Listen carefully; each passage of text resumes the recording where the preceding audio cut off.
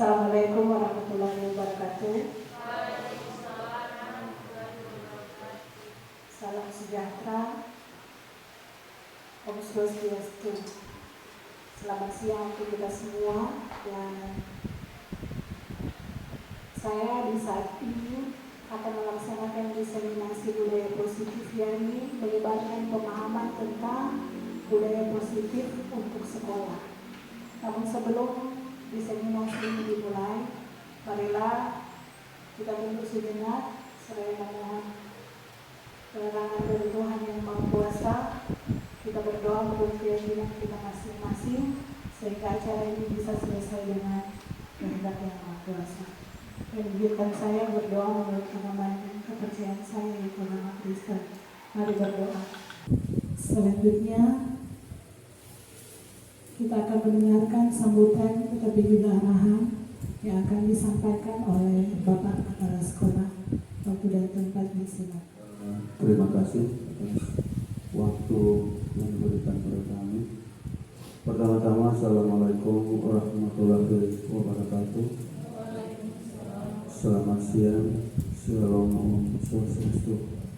Lewat kesempatan yang sangat berbahagia pada siang hari ini, mari kita sama-sama mengaturkan puji dan puji syukur kepada Tuhan Yang Maha Kuasa, karena dengan izin kuasa rahmat-Nya pada siang hari ini kita masih diberikan kekuatan kesehatan sehingga dapat melaksanakan kegiatan yang dilakukan oleh Ibu Guru pada hari ini, dan mudah-mudahan apa yang disampaikan sebentar bisa bermanfaat pada kita semua sebagai insan yang bertugas dan mengembangkan pendidikan khususnya di Satuan Pendidikan di SMP Negeri Ado ini.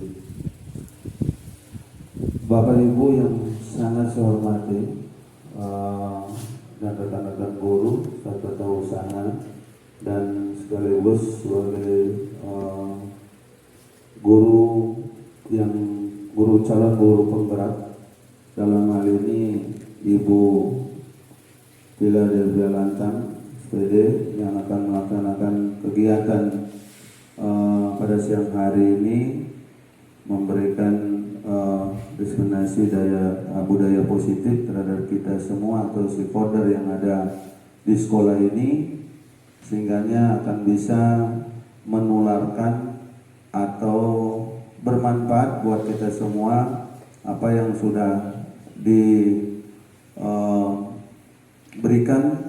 oleh Ibu Vila sebagai guru penggerak. Siapa tahu bisa memberikan dukungan termasuk baik material, moral, dan semuanya, karena merupakan salah satunya guru yang baru tembus di sekolah kita dalam mengikuti CGP ini.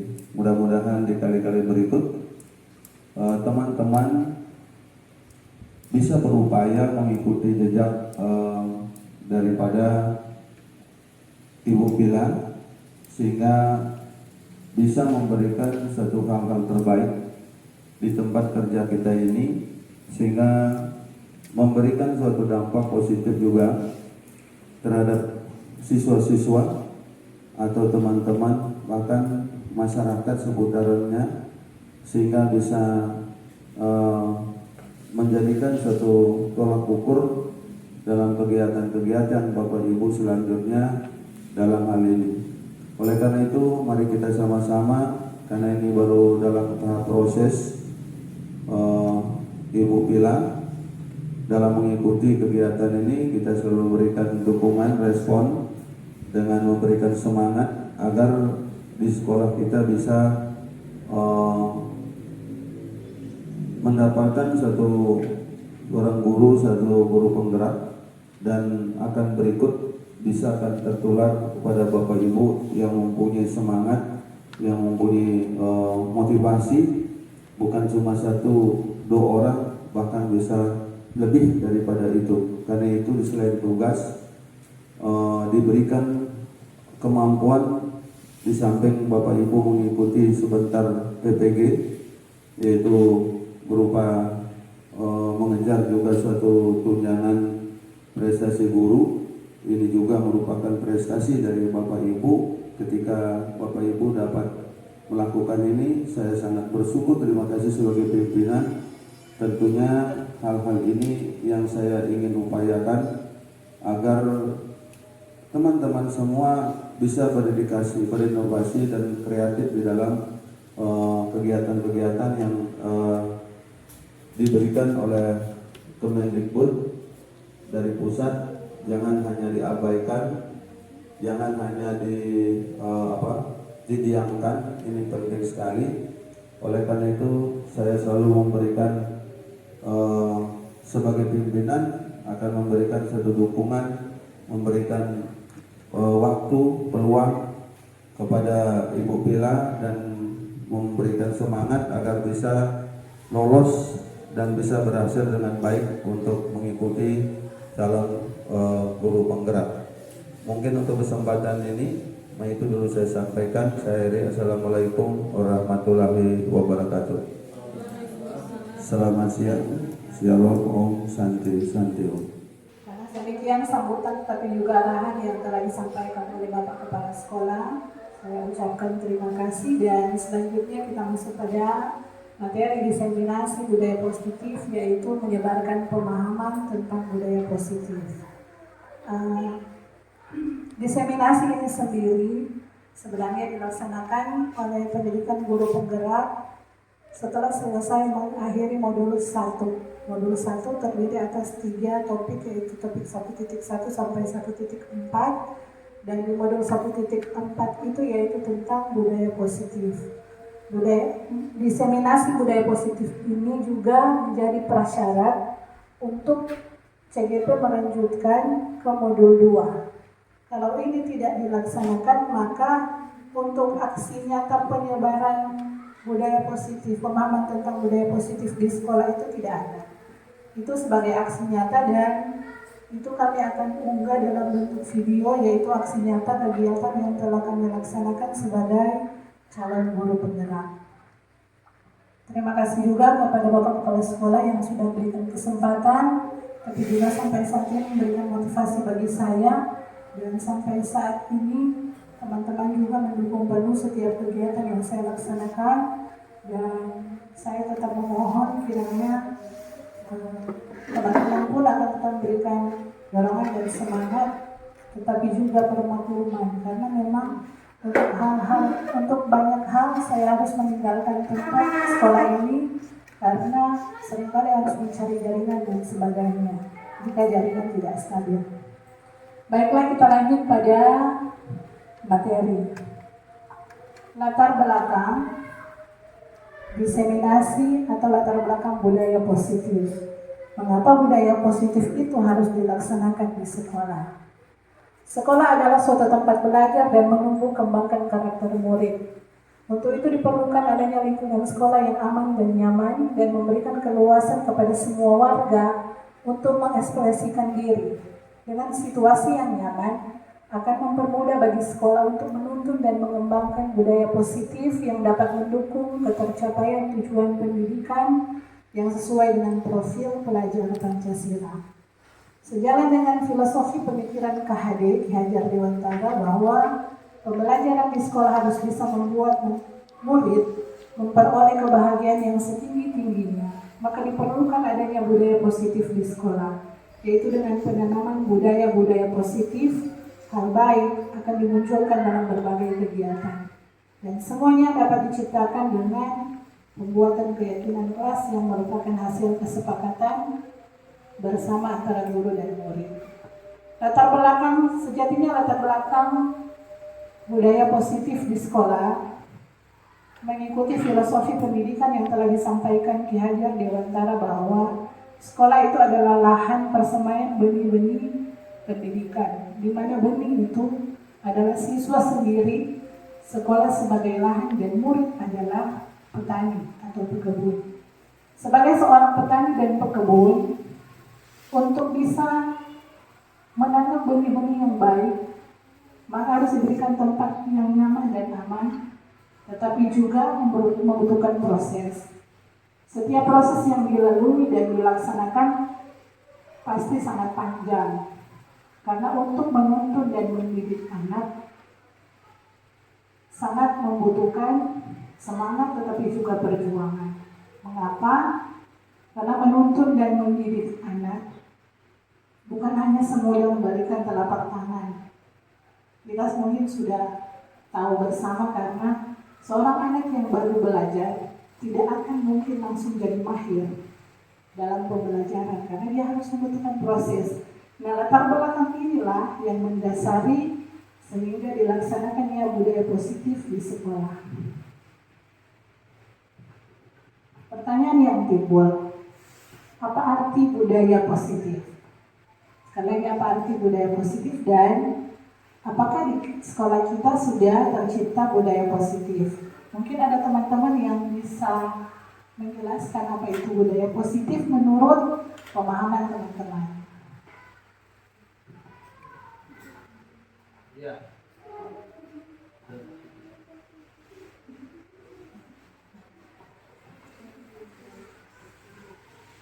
Kemudian pertanyaan kedua, apakah di sekolah kita sudah tercipta budaya positif? Pertanyaan sudah atau belum? Sudah atau belum? Rupanya yang ragu-ragu ini. Ada yang bilang sudah, ada yang tidak memberikan jawaban. Berarti orang masih ragu-ragu, sudah atau belum? Bagi saya, penanaman budaya positif di sekolah sudah ada. Karena apa? Sesuai dengan prakarsa perubahan yang telah saya sampaikan lalu tentang visi guru penggerak, yaitu tentang pengembangan keimanan dan ketakwaan.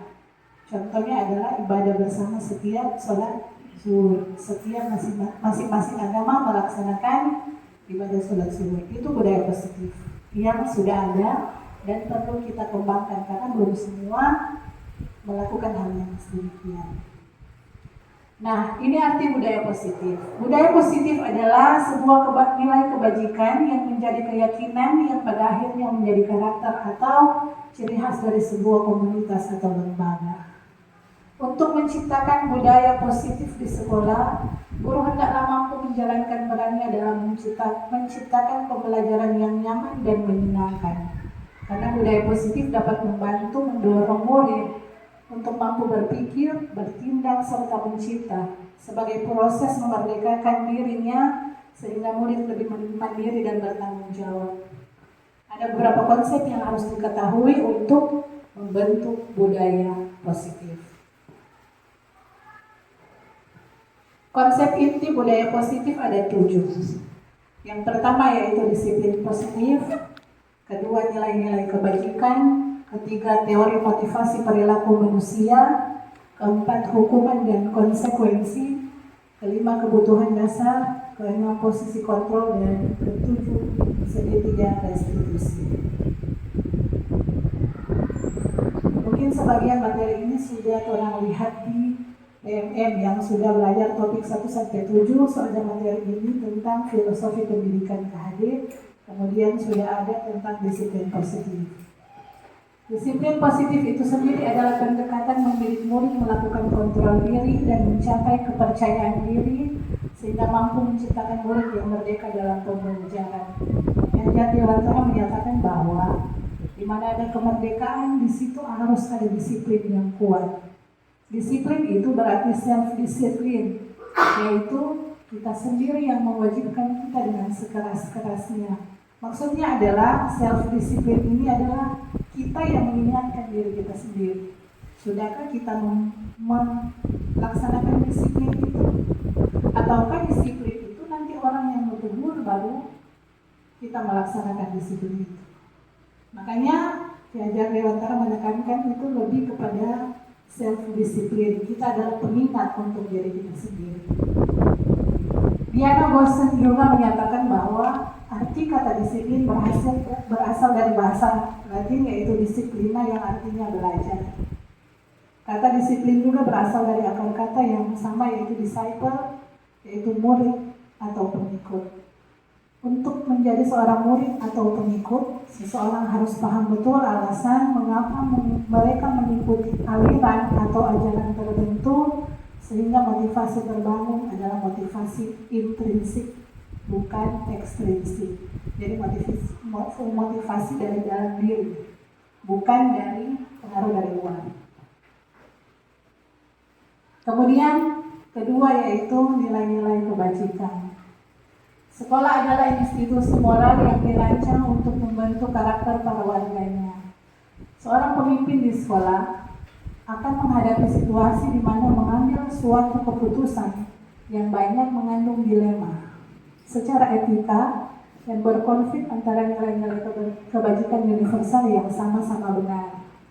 Keputusan yang diambil di sekolah akan merefleksikan nilai-nilai yang dijunjung tinggi oleh sekolah tersebut dan akan menjadi rujukan atau teladan bagi warga sekolah.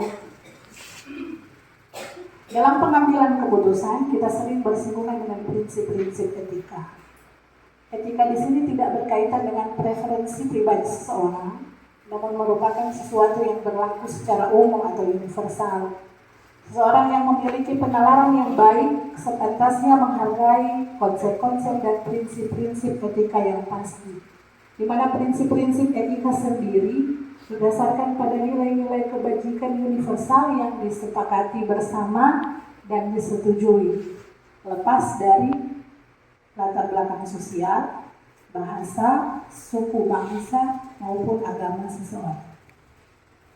Nilai-nilai kebajikan universal meliputi hal-hal seperti keadilan, tanggung jawab, kejujuran, bersyukur, lurus hati, berprinsip, integritas, kasih sayang, rajin, komitmen, percaya diri, kesabaran, dan masih banyak lagi. Contoh-contoh nilai kebajikan yang telah disepakati. Berarti nilai-nilai kebajikan ini adalah nilai-nilai yang disepakati bersama untuk dilaksanakan. Ini adalah contoh-contoh nilai-nilai kebajikan oleh beberapa pihak yang telah disepakati bersama. Saya nggak baca, teman-teman bisa baca.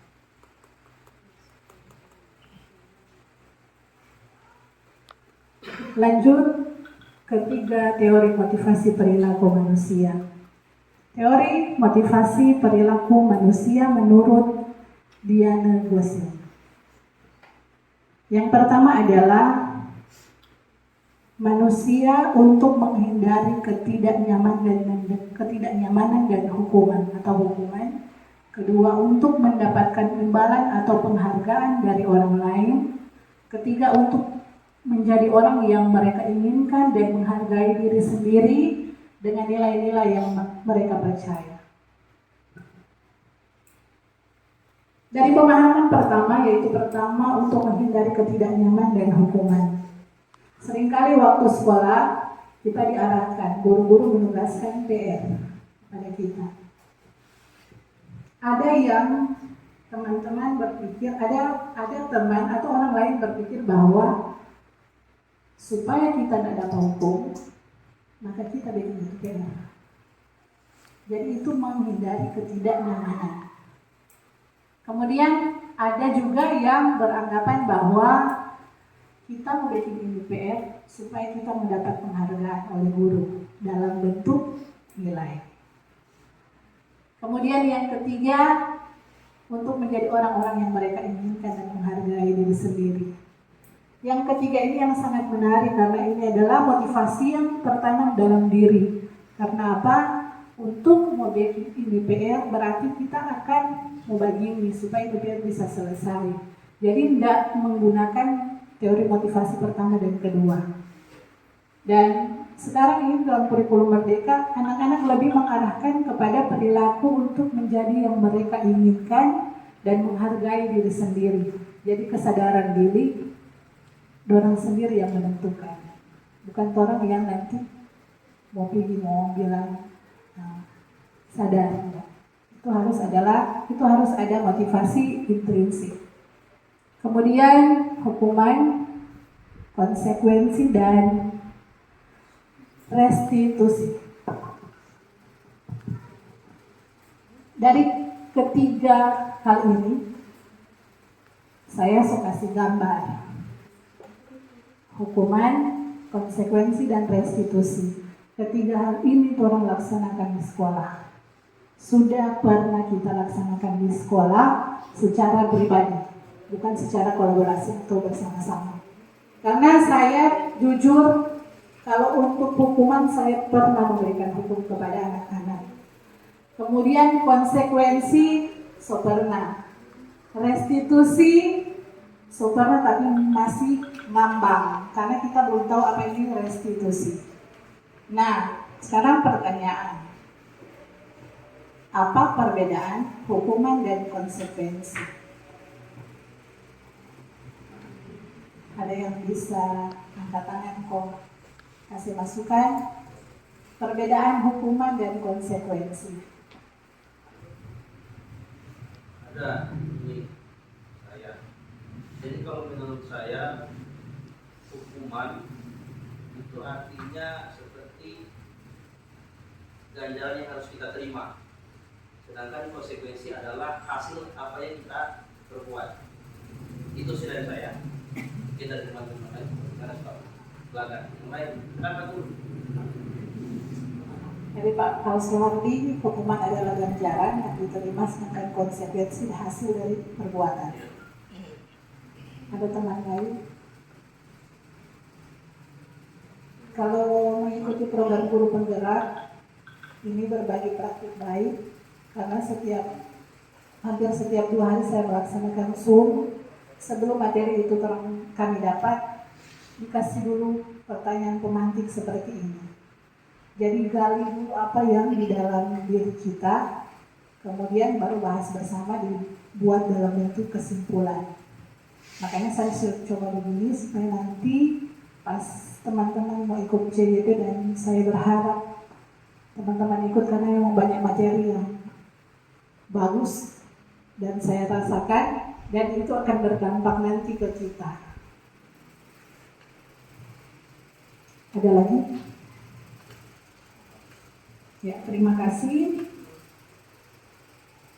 Ini adalah definisi dari hukuman, konsekuensi, dan restitusi. Hukuman itu sifatnya satu arah, karena karena hukuman itu diberikan tanpa ada kesepakatan bersama. Jadi bisa dilaksanakan secara dadakan atau tiba-tiba.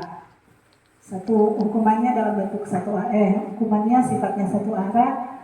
Bentuk hukumannya ada yang fisik, ada yang psikis. Kalau fisik biasa membapukul, cubit dan sebagainya. Kalau psikis itu biasanya kita memberikan hukuman dalam bentuk kata-kata yang langsung mengena ke perasaan anak atau peserta didik. Kemudian konsekuensi adalah hasil atau akibat dari pengaruh suatu perbuatan yang sifatnya sudah terencana dan disepakati bersama. Konsekuensi di sini kalau di sekolah berdasarkan keyakinan kelas. Jadi berdasarkan keyakinan kelas. Nah, dalam program guru penggerak ini, saya baru tahu itu keyakinan kelas. Padahal di kelas-kelas sudah ditempelkan keyakinan kelas. Saya sendiri sempat tempel. Tapi ternyata keyakinan kelas itu harus direnungkan bersama-sama, harus dibahas bersama-sama, bukan hanya sebatas pikiran kita yang menentukan. Kemudian restitusi. Restitusi adalah menciptakan kondisi bagi murid untuk memperbaiki kesalahan mereka sehingga mereka bisa kembali pada kelompok mereka dengan karakter yang lebih kuat. Restitusi ini adalah penyelesaian masalah. Penyelesaian masalah dari hukuman yang konsekuensi. Namun lebih jelasnya kita akan bahas di topik akhir untuk restitusi karena ada tahapan-tahapan untuk penyelesaian masalah. Kemudian keyakinan kelas, seperti yang saya sampaikan tadi bahwa kita akan diarahkan untuk membuat keyakinan kelas, apalagi yang wali kelas. Jadi keyakinan kelas yang sudah ditempel-tempel di kelas pasti akan berubah. Karena di dalam kelas itu ada anak-anak yang memiliki karakteristik dan potensi-potensi yang berbeda. Beda seperti keyakinan kelas yang kurang seunggul. kemudian digunakan di dalam kelas, beda. Jadi harus digali dari teman anak-anak apa yang akan dibuat dalam keyakinan kelas. Ciri-ciri keyakinan kelas adalah bersifat lebih abstrak dari peraturan, yang lebih rinci dan konkret. Kedua, keyakinan kelas berupa pernyataan-pernyataan universal yang dibuat dalam bentuk kalimat positif. Maksudnya kalimat positif ini adalah seperti dilarang membuang sampah, itu kan kalimat negatif. Berarti kita rubah menjadi buanglah sampah pada tempatnya. Itu dimasukkan dalam kalimat positif keyakinan kelas. Jadi jangan menggunakan kalimat negatif karena itu akan terlalu menekan anak. Ketiga, keyakinan kelas dapat dibuat dalam jumlah yang banyak sehingga mudah diingat dan dipahami. Jadi apa masukan-masukan anak-anak bisa ditampung.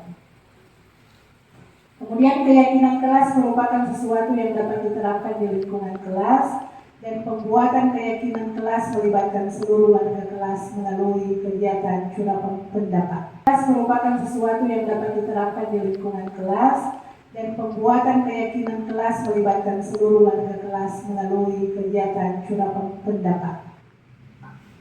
Nah, keyakinan kelas ini sendiri ada pertanyaannya. Mengapa keyakinan kelas ini dibuat? Yaitu untuk menertibkan anak-anak di kelas. Kemudian pertanyaannya, konsekuensi atau hukuman apa yang nanti diterima? Keyakinan kelas ini sebenarnya tidak ada konsekuensi dan hukuman. Konsekuensi dan hukuman itu sendiri adalah dia yang menghukum dirinya sendiri dengan kata-kata yang telah dibuat, aturan yang telah dibuat dan keyakinan yang telah dibuat. Jadi dia menjadi penghukum untuk dirinya sendiri. Karena aturan yang mereka buat itu ditampung berdasarkan pendapat mereka masing-masing. Jadi ketika melanggar, berarti konsekuensinya ke dirinya sendiri. Nanti dia mau bilang, padahal kita udah bilang dibolehkan lambat, tapi saya terlambat. Jadi lebih pada kesadaran siswa. Kemudian kebutuhan dasar manusia. Kebutuhan bertahan hidup yang pertama, kedua kebutuhan kasih sayang dan diterima, ketiga kebutuhan kekuasaan dan penguasaan, keempat kebutuhan akan pilihan, kelima kebutuhan akan kesenangan. Adakah dari antara kita semua yang tidak memiliki kebutuhan ini? Atau adakah dari kita semua yang tidak memiliki kebutuhan ini? Ada yang tidak memiliki kebutuhan untuk bertahan hidup, berarti itu mulai putus asa. Karena orang hidup di dunia ini kan tidak bertahan, berarti sudah mulai ada keraguan, berarti mulai putus asa.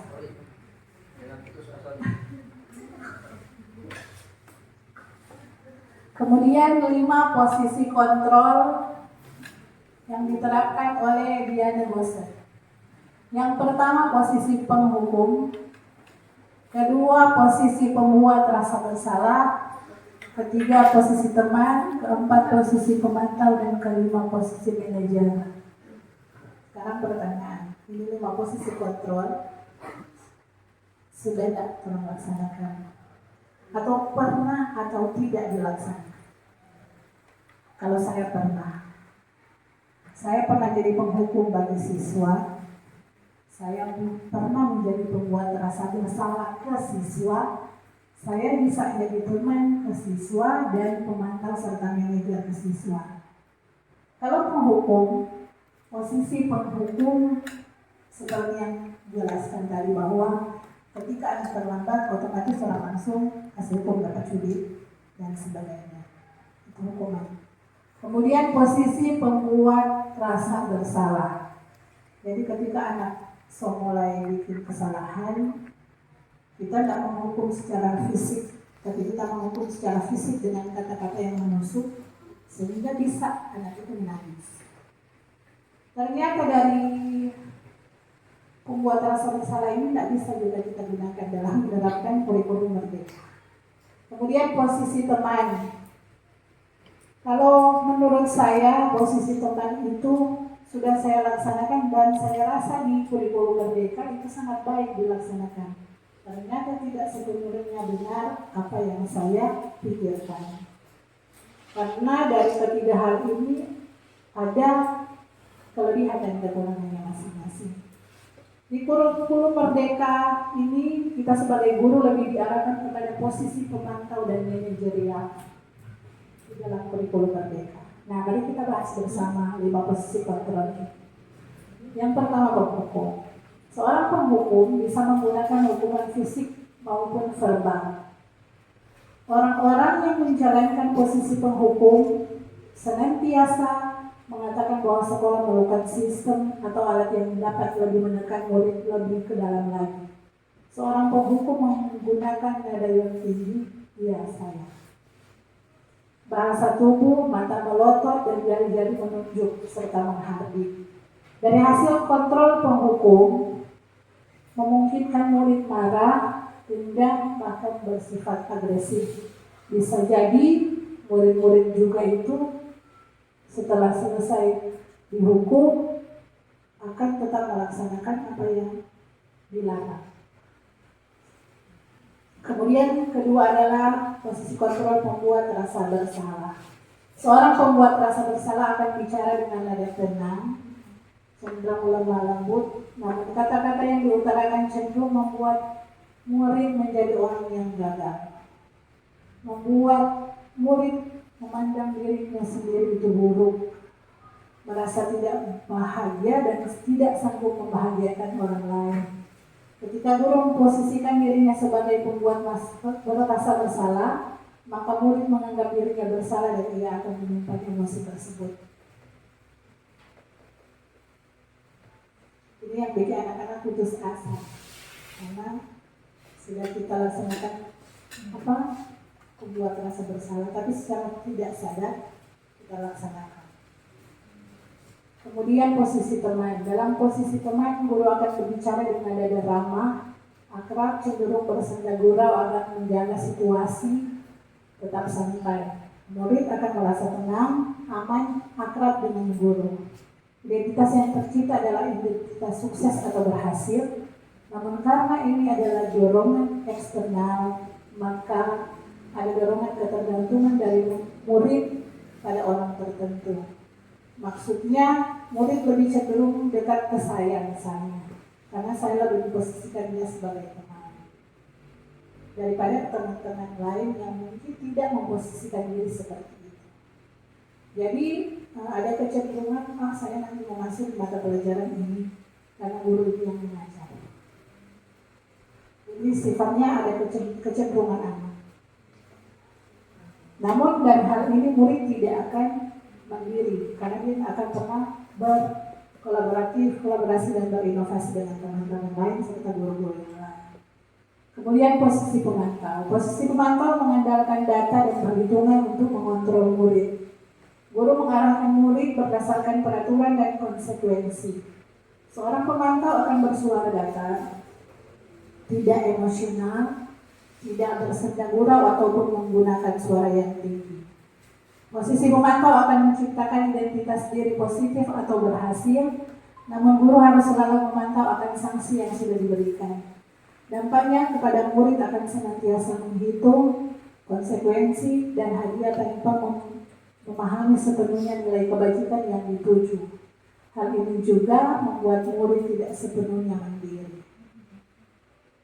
Jadi posisi pemantau kan cuma lihat setiap gerak-gerik anak. Jika dia sudah berbuat kesalahan, cukup kita melihat. Tanpa kita memberikan dampak dari kesalahan yang sudah dia lakukan, tidak ada penyelesaiannya.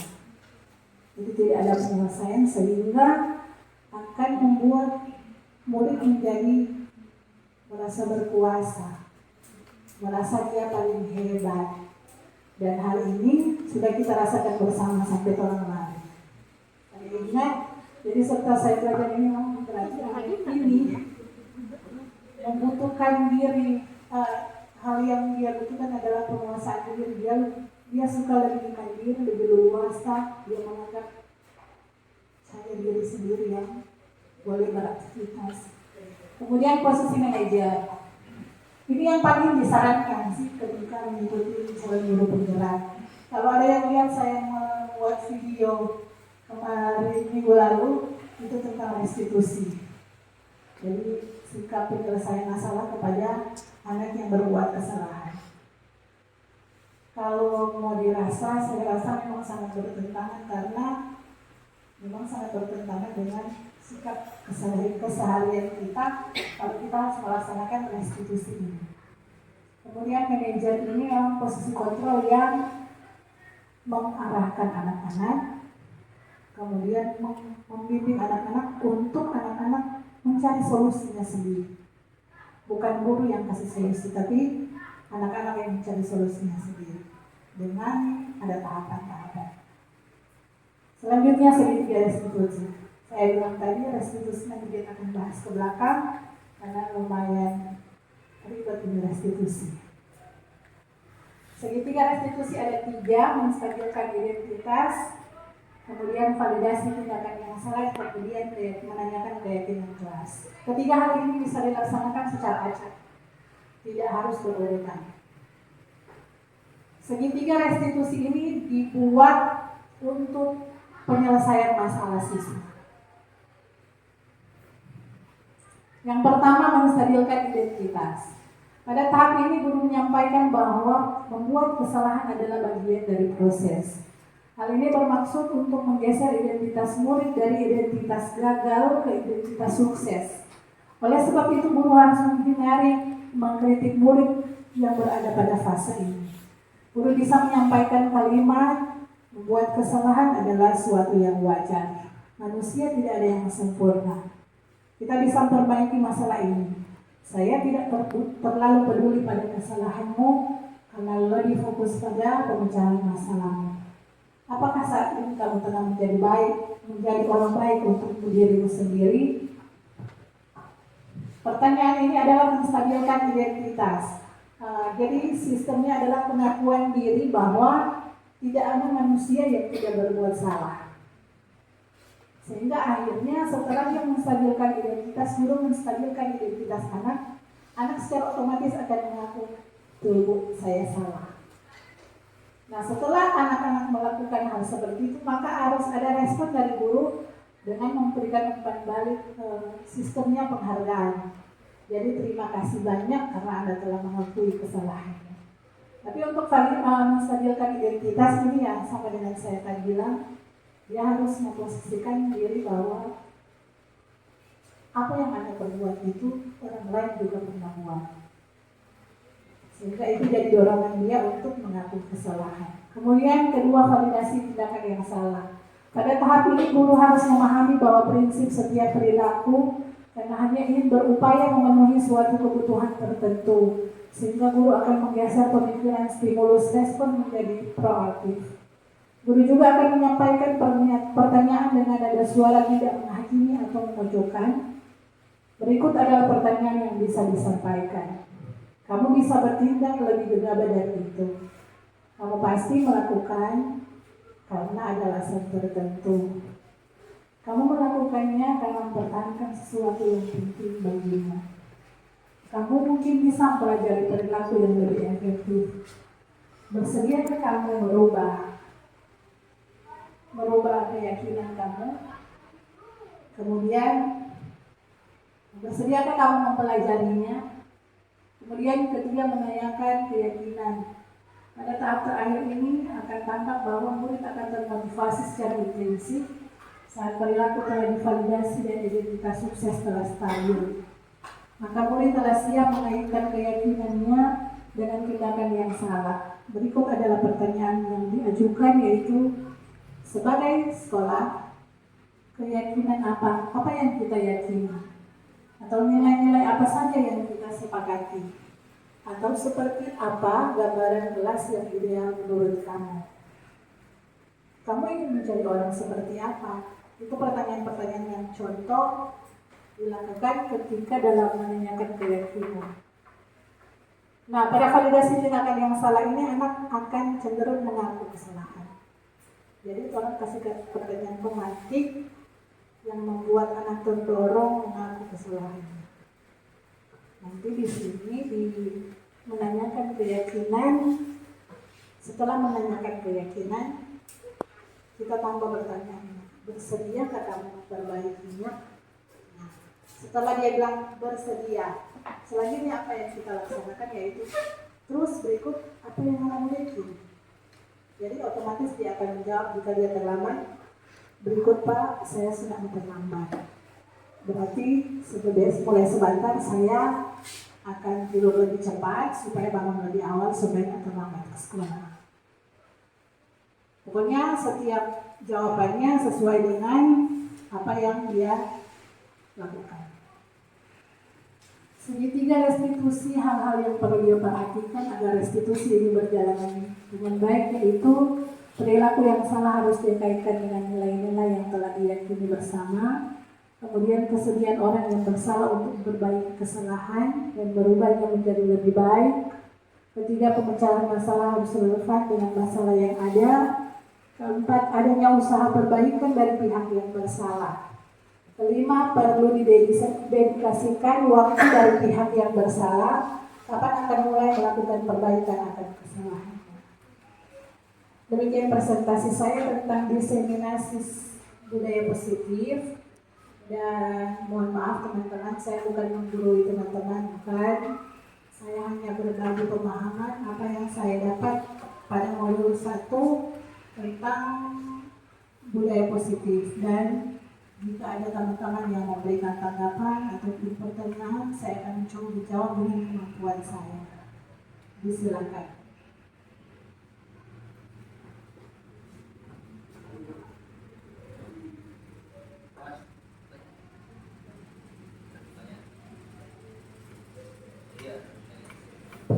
Silakan bertanya.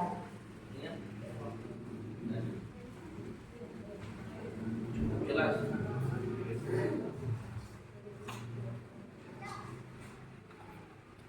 Jelas? Jelas sekali. Ya, silakan Pak. Yang ingin saya tanyakan, setelah belajar ini, kira-kira contoh apa budaya positif yang bisa kita terapkan di sekolah kita dalam hal proses belajar? Budaya positif apa yang akan kita terapkan di sekolah dalam hal pembelajaran yang sudah kita terapkan, yaitu tentang keimanan dan ketakwaan. Jadi anak-anak yang sebaik itu memang masih perlu ditingkatkan. Dan kalau untuk budaya positif di kelas itu, jadi kita menerapkan diri kita menjadi contoh untuk anak-anak dulu. Karena guru adalah teladan. Jadi bagaimana kita contoh dulu ke anak-anak supaya anak-anak mengikuti kita. Itu yang pertama sebenarnya. Nah, penerapannya ke depan ketika anak-anak sudah mulai mengikuti 1-2 anak, maka otomatis yang lain akan mengikuti. Jadi penerapannya di dalam kelas itu budaya positif, yaitu belajar kita menempatkan diri kita sesuai dengan 5 posisi kontrol yang ada. Karena kalau posisi penghukum, merasa bersalah dan teman, kita tak boleh digunakan dalam kurikulum kita itu. Karena banyak kecenderungan anak yang akan lebih agresif dalam menghadapi permasalahan di sekolah. Mungkin itu dari saya, Pak. Ada lagi?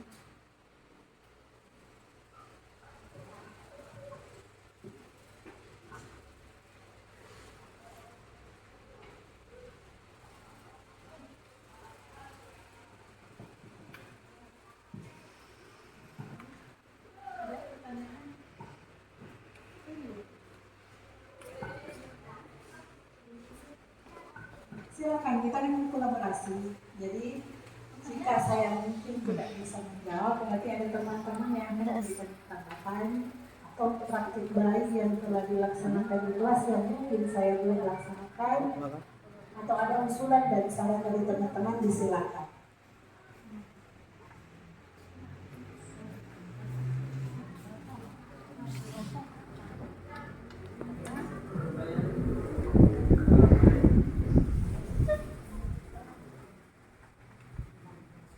Kalau di program guru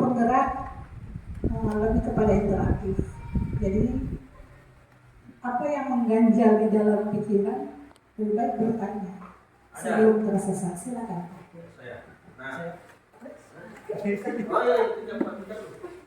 Ya, saya ingin bertanya tentang materi tadi tentang ketiga kesimpulan itu jangan membuat murid merasa bersalah. Nah, kalau jangan membuat murid merasa bersalah, kira-kira apa yang harus kita lakukan sebagai guru, sebagai pendidik dalam supaya dia tidak merasa bersalah? Karena kalau kita misalnya lakukan cukup memantau, kalau kita pantau kita bisa mengetahui karakternya bagaimana. Nah, karena istilahnya kita jangan membuat dia bersalah. Kalau tidak membuat dia bersalah, berarti dia mengakui bahwa dia tidak ingin dikontrol atau dipantau atau ditata. Kira-kira bagaimana solusinya? Kalau misalnya ada siswa yang tidak mau dibuat bersalah. Jadi posisi pembuat rasa bersalah ini sifatnya adalah menghukum anak secara psikis. Dari kata-kata kita membuat anak menjadi merasa bersalah sekali yang mengena ke perasaan. Jadi sistemnya dia akan secara otomatis menangis atau kecewa. Itu pembuat rasa bersalah. Kemudian jika disangkut pautkan dengan posisi pemantau, makanya posisi pemantau tadi dia dikatakan adalah orang yang cenderung tenang, tidak kepada kata-kata yang kasar, tapi dia hanya sifatnya memantau setiap gerak-gerik atau tindakan anak tanpa ada hukuman atau konsekuensi. Nah, bagaimana untuk tindak lanjutnya ke depan? Seperti yang saya bilang tadi bahwa setiap orang ketika belajar itu belum langsung mahir. Jadi saat ini posisi saya masih dalam taraf pembelajaran. Saya juga belum secara otomatis mau bilang bahwa saya bisa melakukannya. Belum. Jadi sistemnya saya masih sementara belajar dan masih akan menempatkan diri bisakah saya menerapkan itu.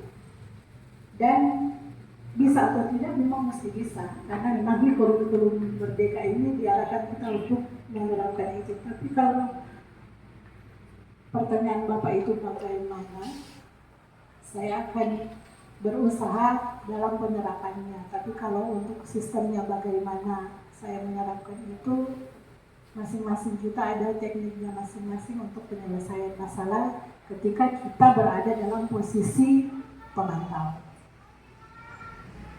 Memang masih banyak hal yang mempelajari dari 5 posisi kontrol ini.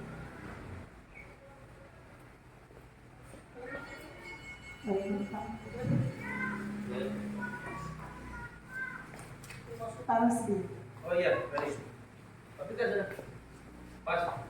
Oke, pertanyaan singkat dan mungkin terakhir. Kalau saya juga bertanya sama mahasiswa. Ini berkaitan dengan guru penggerak. Ini pembahasan kita sangat asik. Ini saya cuma mau menarik di poin terakhir. Di poin terakhir itu tentang manajerial. Karena kan ada beberapa poin kontrol, 5 posisi kontrol. Yang saya lihat poin 5 itu merupakan salah satu solusi yang boleh orang gunakan untuk penerapan ini. Nah, apakah ini tidak bertolak belakang dengan yang sering kita dengar di PMM itu di Hajar Dewantara mengatakan bahwa anak itu ada kodratnya yang timbul sejak lahir ataupun bawaannya yang memang orang tidak bisa merubah karakternya, sifatnya. Jadi pertanyaan saya, ketika kita menerapkan sistem manajerial, kemudian kita dihadapkan dengan kodrat tadi, dan memang susah sedang orang tua sendirinya nak boleh ubah-ubah DP kodrat, DP karakter itu. Kira-kira cermat di jalan yang mana supaya manajerial ini boleh orang posisikan untuk berubah posisi tadi kodrat ini, ya pun minimal menjadi orang terbaik. Terima kasih. Terima kasih Pak. Ini pertanyaan tentang posisi kontrol manajerial dikaitkan dengan kodrat alam dan kodrat saman yang dimiliki anak yang memang tidak bisa diubah. Karena itu memang kodrat yang dimiliki anak dari lahir, memang tidak bisa rubah. Nah, untuk manajerial ini sendiri adalah sama dengan ini dikatakan bahwa memberikan pertanyaan pemantik kepada anak, memberikan solusi kepada anak, tapi solusinya adalah anak yang cari sendiri. Nah, kita hanya sebagai pengarah, penuntun untuk anak mendapatkan solusi dari permasalahannya sendiri. Mungkin ini salah satu contoh. Saya ada bikin video kemarin itu semacam konten, dan itu memang sudah saya laksanakan di hari Kamis karena itu juga salah satu tugas.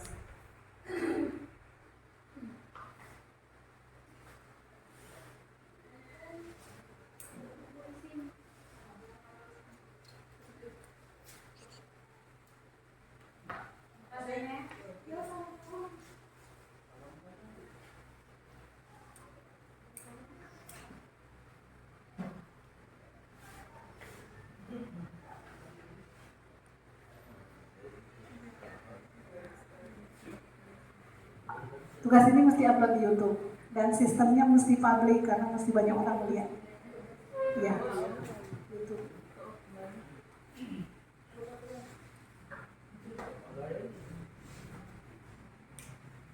Tapi di suara mah nggak terlalu jelas.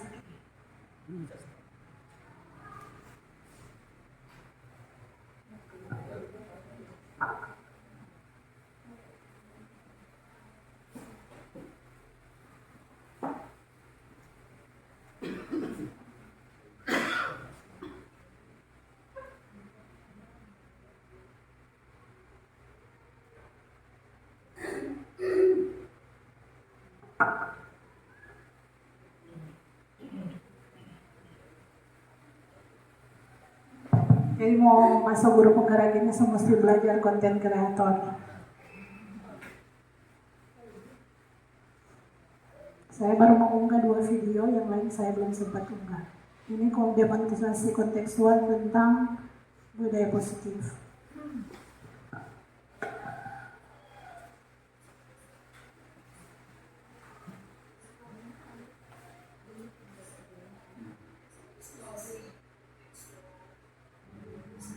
FM Bluetooth mode.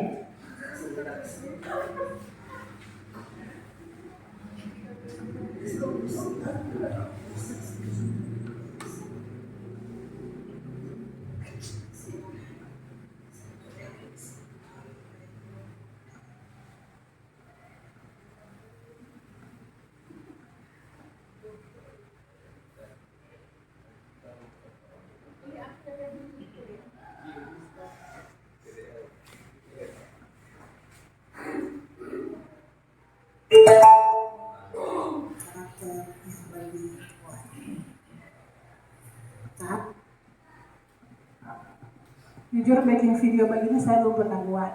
Nah, memang harus berusaha dari model 1.1 semua video. Jadi semua tugas itu dalam bentuk video. Memang dia cari-cari sedikit Bapak Oli untuk penyelesaian masalah ini.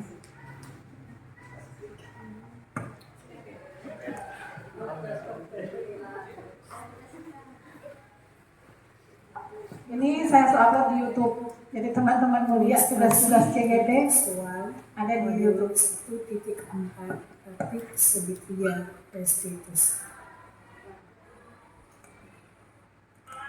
Restitusi adalah proses menciptakan kondisi bagi baik untuk memperbaiki kesalahan sehingga mereka bisa kembali pada kelompok dengan karakter yang lebih baik. Tahapan segitiga restitusi. Segitiga restitusi merupakan tahapan tindakan yang dilakukan guru untuk membawa siswa mentaati kesepakatan kelas yang telah ditetapkan dan mengakui secara sadar dan terbuka ketika melakukan kesalahan, serta merasakan kenyamanan ketika sudah berperilaku jujur. Adapun tahapan segitiga restitusi adalah yang pertama menstabilkan identitas, yang kedua validasi tindakan yang salah, dan yang ketiga adalah menanyakan kesalahan. Berikut ini adalah skenario kasus pertama. Felisa adalah siswa pada kelas 7 sekolah SMP Negeri 10. Felisa sering datang terlambat ke sekolah. Dia selalu bermain game hingga larut malam, sehingga menyebabkan Felisa selalu bangun kesiangan dan terlambat datang ke sekolah. Sebagai guru, harus menyelesaikan masalah yang dihadapi anak tersebut dengan menggunakan segitiga restif.